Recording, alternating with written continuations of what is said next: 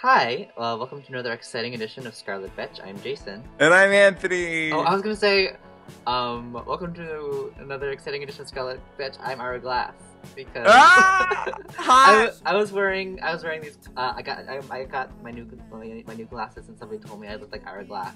But I'm like, I'm never taking these off ever. P.S. I bought so many glasses online because I found this really cheap site that makes glasses in China and then ships them to you. Is it called $39glasses.com? Because that's where I got these, and they're amazing. Zennyoptical.com. Okay, are they sponsoring us? They Please? should be. Yeah. I'm a stupid bitch. Okay, moving on. Yeah, how do you feel about Mio? Mio? What are you talking about? That's the thing that he always sells to Oh, people. yeah, I don't know. I've never tried it before. I should. Is it a thing? I didn't think it was a thing. Maybe. Anyway. Yeah, back to the issue at hand. Comics. So, Anthony, you want to talk about Adventure Comics? Yeah, Adventure Comics is the book right now that's starring Gravity Kid. Well, it includes Gravity Kid. It's drawn by Phil Jimenez. And super queer. Gravity Kid, it seems, is in a super hot relationship with Power Boy. Oh, by the way, speaking of Phil Jimenez, so yeah. I kind of internet stalk this. I probably shouldn't be saying this on YouTube, but there's this guy who's like a friend of a friend who works at Marvel who I kind of internet stalk because I think he's really cool and I want to be him. And he's also really cute, but he's gay and he's at Marvel.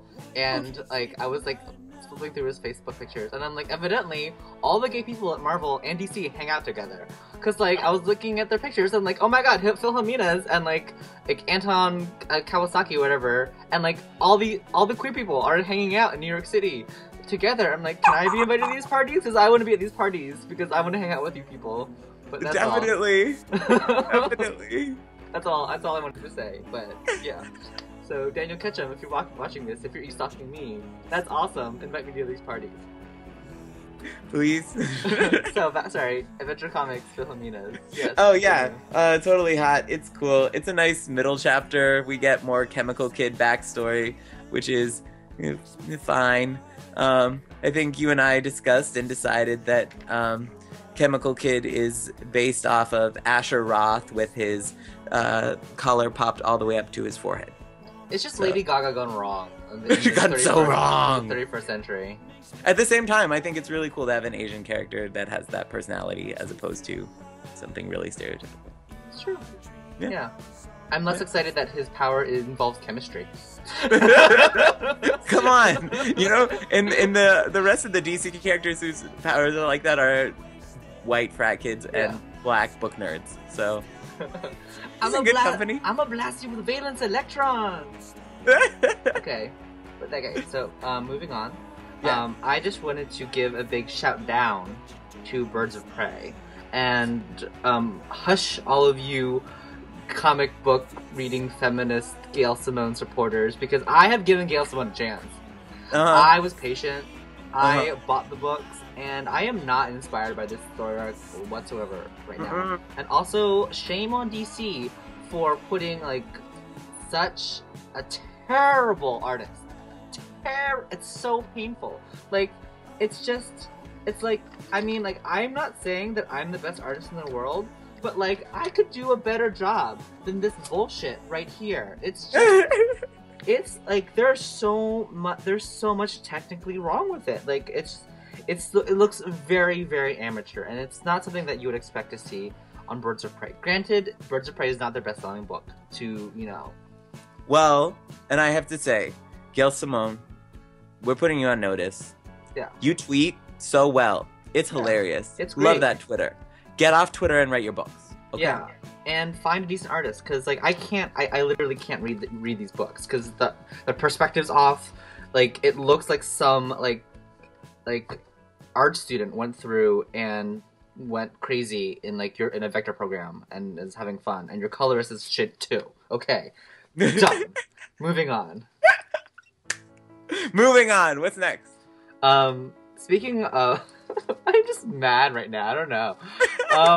So we're gonna be moving on to talk about Avengers Children's Crusade. Avengers Children's Crusade, Young Avengers #1. it's a one shot, right? Yeah, it's a one shot. This is approaching like the ludicrous like naming of like Final Fantasy Dissidia 012 duodecim. It's just like there's too many like. Do you remember when X-Men was doing that? Yeah. Like, because they always have their own little like X events as if they're not a part of the rest of the Marvel universe. Yeah. Okay. No, I remember it was like X-Men Second Coming : like Goes to hell. Second Coming, New Mutants, Hellbound. Yeah. Oh my god, that was terrible. Revelations. Revelations. Yes. Oh my god. So yeah, but so a lot of like interesting developments happened in this Young Avengers. It's really good to reconnect with Iron Man and see what he's been doing for the past like few years, traveling through the time stream, battling himself. Which I think character really confuses me. Yeah, I mean it's a really interesting like philosophical statement that's going on. Like do we become ourselves? Yeah, it's interesting. What I I am really interested to see how more explanation about what causes the Young Avengers to become their future selves. Because spoiler warning. If you turn off your volume right now, 5, 4, 3, 2, 1, off. Okay, great. Our show should be called Spoiler Warning. I know, right? And yeah, so the Young Avengers of the future who they become are basically they're the Authority, but the Avengers kind of, and the real Avengers, the regular Avengers, are trying to stop them, and they're sending people out and whatnot. So, and evidently Teddy is the new Captain Marvel. Hawkeye is still Hawkeye, but Speed is now Quicksilver, and everyone's kind of like taken become what they're modeled off of, except Billy. Yeah, no, and I really liked how, because in the first few it's clear that everyone is modeled after their legacy character. Yeah. And here they've kind of attained that.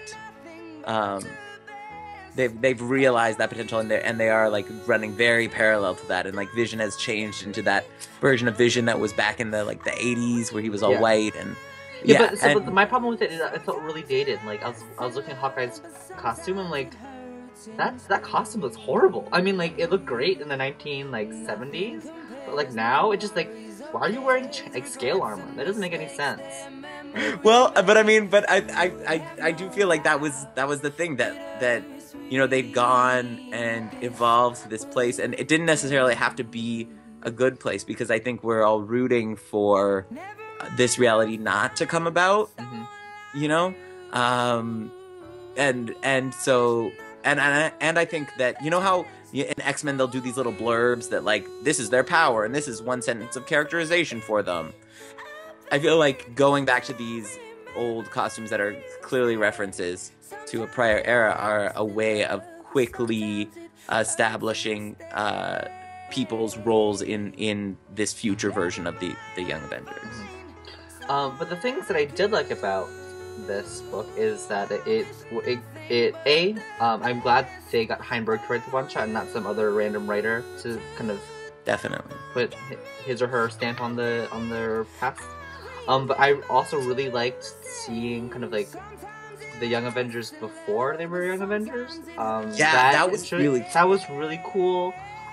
It was great to know that like Billy and Teddy were like out and dating like way back then, and that it wasn't like this like thing that, I don't know. Yeah. Because we were never clear on how that happened, and so yeah. So now we have a little more insight. I love this straight but narrow campaign. Straight but not narrow. That's going on, and I feel like both Patriot and Iron Lad were so in that boat. Yeah, totally in that boat. It was awesome. Yeah, and like, I mean, like they make gay jokes, but it's completely contextualized, Yeah, like, exactly. I do have to say though, while I liked all white Vision earlier, you were talking about stupid scale armor. I definitely think that Teddy as Captain Marvel is just as boring as Apollo. Like, yeah. Please really stick with Hulkling. Stay green. Stay green. Yeah, I know it's not easy, but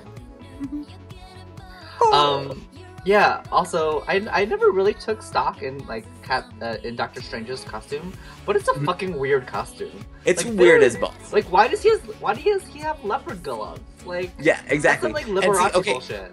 Yeah. So turning to that page and seeing it, because it's that iconic costume, I'm like, Billy is Captain Strange. Like they don't, or Captain Strange is Doctor Strange. Like they don't have to spell that out because they've done it with the costume. But actually, I hope that when he becomes Sorcerer Supreme, he does not have that stupid ass costume. No.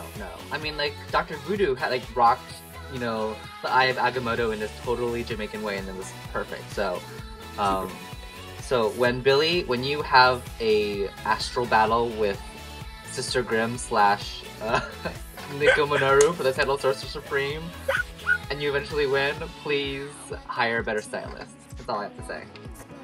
Exactly. Get Phil on. Yeah, exactly. So we have 2 more books I just want to talk really briefly about. Batman Incorporated. I don't really read Batman books very often. I read the Batman accessory books like Batgirl and Batwoman. Obviously, I picked this up because Batwoman is a major feature in it. Nice. This Cat Cane and the prior Cat Cane, the Silver Age version of Cat Cane, which is really fascinating. We get a great cover by what's his face? J.H. Williams. J.H. Williams. Yeah, I was like Williamson now. J.H. Williams. It's beautiful. But the whole great thing is that we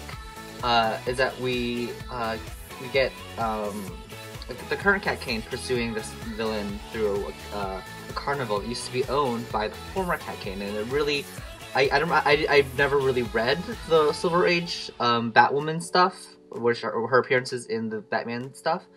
So I don't really know any of her backstory, if any existed.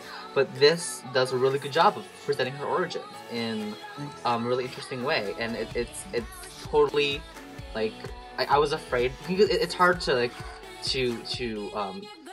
get those characters to rehabilitate those origins because they were Batwoman and Batgirl were introduced in response to the seduction of the innocent, like the threats about homosexuality corrupting innocent children in America, and so they were introduced as like anti-homosexuality agents. But like this Cat Cane that they kind of retweaked and are reintroducing in a retro way, is like totally feminist. It's like really fascinating and really, really good stuff. Awesome. Yeah, so you should totally read it. I'm still picking up that book. Yeah, I'm gonna like the art style is very like European, and I think it's done in that style, in a kind of like gritty and like imperfect and like not very kind of like DC, or I guess it's more DC than it is Marvel because everything's pretty in Marvel except for to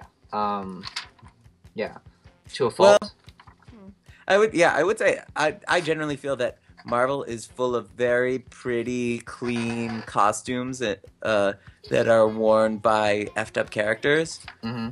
And I feel like in DC you have kind of more, I guess, kind of more of the film noir, but everyone is just...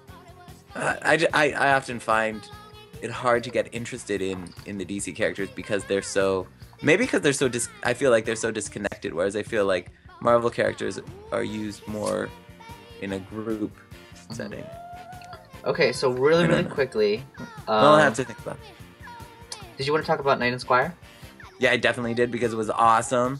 They brought back that gay character that they outed in the first issue to come save the day, and it was so sweet. They had because they have these 2 gay characters, and it was all about them working with Knight and Squire to bring down, and granted every other superhero and supervillain in Britain, to bring down the Joker. And it was just great. It was a good, noble ending for Jarvis Poker. And Face Off, I think is his name. But it was cool. I'm like, you know what would be great if we had like some Pride one shot about him just like blowing shit up. That would be awesome. Yeah, and it was a good story. And they get the Joker. Awesome. Yeah, everything's wrapped up. And is this the end of Knight and Squire, or is it a continuing series? No, it's the end of their limited series. Yeah. Oh, okay. That's sad. Yeah. But pick up the trade. Like I said, it's super cool with the gay representation. You might have to jump on British Urban Dictionary so you can understand what they're saying, but foreign languages make you smarter, so. Yeah. Okay, well, thanks for tuning in, and yeah, we'll be podcasting throughout the week, so stay tuned.